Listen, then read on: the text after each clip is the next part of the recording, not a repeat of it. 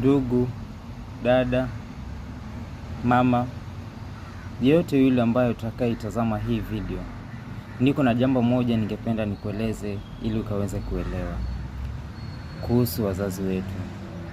Mzazi ni mtu wa maana sana katika maisha yako. Either uko na mama au baba, mheshimu, maana huyo ni mtu wa maana katika maisha yako. Bila yeye hungekufika mahali ulipo. Wafika wapi wapate ile nguvu ya kumdharau mzazi wako?